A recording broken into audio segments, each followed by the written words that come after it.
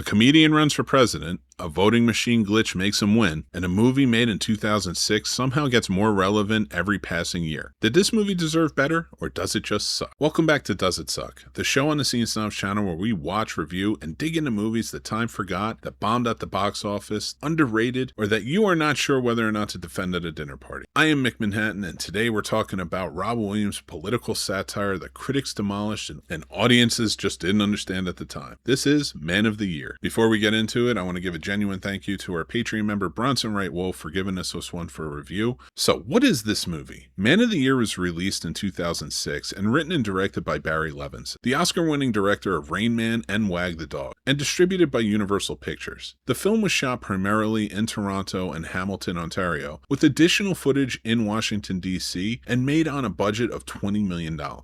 Robin Williams plays Tom Dobbs, the host of a satirical political talk show, a character clearly modeled after Jon Stewart in The Daily Show of the time. When an audience member suggests Dobbs actually run for president, it starts as a joke, then becomes a grassroots internet campaign, then becomes a genuine candidacy, and then on election night, in an outcome nobody saw coming, Tom Dobbs wins the presidency. Except he did not actually win. Laura Linney plays Eleanor Green, a quality assurance technician at the company that manufactures the newly electronic voting machine, who discovers a software glitch that incorrectly awarded Dobbs the election. The second half of the film becomes Eleanor's attempt to get that information to Dobbs, while the corporation, led by Jeff Goldblum's character, tries to suppress her. Christopher Walken plays Jack Mencken, Dobbs' longtime manager, a grounded, skeptical voice of reason trying to keep Dobbs from going too far off script. Lewis Black plays the show's producer, Eddie Langston, providing most of the film's sharp comedic moments. It is a legitimately strong cast working with a premise that starts as sharp political satire and then around the midpoint becomes a completely different genre. The behind-the-scenes story of Man of the Year starts with a casting decision that would have made this a completely different film, and ends with one of the most quietly remarkable pieces of real-life symmetry in a supporting performance you will hear today. Director Barry Levinson's original choice for the starring role of Tom Dobbs was Howard Stern. This was going to be Stern's second major film role, following his 1997 performance in Private Parts. Scheduled conflicts with Stern's transition to Sirius Satellite Radio prevented him from taking the role, and the part went to Robin Williams instead. A Howard Stern version of this film would have been a genuinely different movie. More confrontational, less warmly comedic. Whether it would have been better or worse is one of the alternate universe questions Hollywood occasionally throws at you. And now here's some trivia that was supplied to us by our supporter Bronson. In Man of the Year, Christopher Walken's character, Jack Mencken, mentions that when he was a kid, he used to work with elephants in the circus. In real life, Christopher Walken actually worked in a circus at the age of 16. Not with the elephants, but as part of a lion taming act. The circus was owned by a professional lion tamer named Terrell Jacobs, who developed an act where Walken pretended to be his son and apprentice. They wore matching outfits, Jacobs performed with a dozen lions, then Walken would go into the cage alone with an elderly lioness named Sheba, who Walken described in interviews as being more like a dog than a wild animal. Sweet, gentle, would give a small roar for the audience, and that was about it. When Barry Levinson wrote the circus line for Walken's character, he may not have known that he was writing something autobiographically resonant, or maybe he did.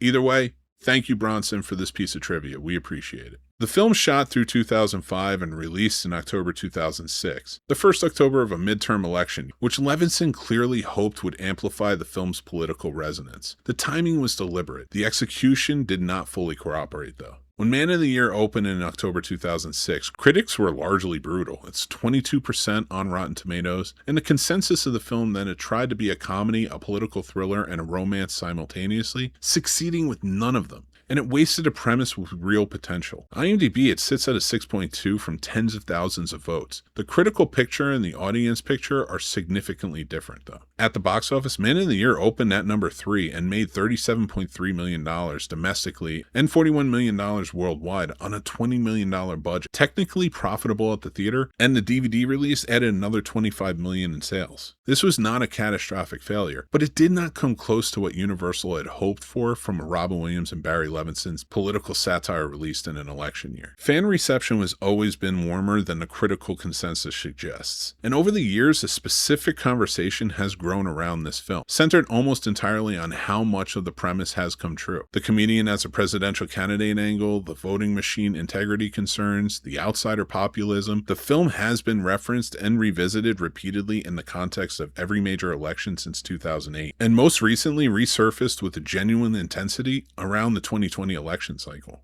The legacy of Man of the Year is also inevitably shaped by the loss of Robin Williams in 2014. Revisiting his film now with the knowledge of how Williams' life ended adds a dimension of melancholy that was not there during the original release. Williams was capable of enormous range, from Dead Poets Society to Good Will Hunting to 1 Hour Photo, Insomnia, and so many more. And there are moments in this film where you can see him reaching for something more of substance than the material allows him to find. Here's my final legacy note. Man of the Year's premise: comedian runs a satirical campaign, unexpectedly wins the presidency, has a real-world parallel that Levinson did not anticipate. Vladimir Zelensky, the president of Ukraine, previously played a fictional president on a Ukrainian television comedy before being elected the actual president in 2019. This film existed as a fiction 18 years before reality showed up to take notes. Okay, final verdict, and here's where I land on Man of the Year. Yeah, it sucks, but it sucks in the most frustrating way possible because the first half does not suck at all. For about an hour, Man of the Year is doing something genuinely interesting. Robin Williams is in a mode that bridges his stand-up energy with actual character work, sharp observations about political theater and media satire. Christopher Walken doing something quiet and grounded that you do not often get from him. And then Barry Levinson takes a hard left turn into a conspiracy thriller, loses his satirical energy completely, and never gets it back. The film the first half promises is not the film that the second half delivers. The premise, a comedian wins the presidency by a glitch, is more relevant in 2025 than it was in 2006, and that relevance makes the wasted execution sting more, not less. It sucks, but the ghost of the great film that it actually could have been haunts every frame of the one that it actually is. That's my verdict. Drop your take in the comments and tell me, does this film feel more relevant today, and how do you feel about it? What are some of your favorite scenes? I can't wait to hear what you guys think about the movie. If you enjoyed this episode, subscribe and hit the bell so you never miss an episode of Does It Suck? Other great shows that we have available as well, like classic film reviews, new film reviews, movie discussions, podcasts, and so much more. We appreciate it, and if you want to give us a movie for a review, join up on our Patreon. We have a free tier where you can see our updates, and we have paid tiers where we have perks available with those updates as well. Thank you again to our Patreon member, Bronson Wright-Wolfe, for supplying this one for a review. We truly appreciate it, and thank you to all of you for listening. Make sure to follow us at the Scene Snobs all over social media and over on Letterboxd and Substack, where we do written reviews of these movies as well. Until next time, everybody, make sure you take care of yourselves. That's important. Be kind, rewind, and I'll talk to you soon. Bye.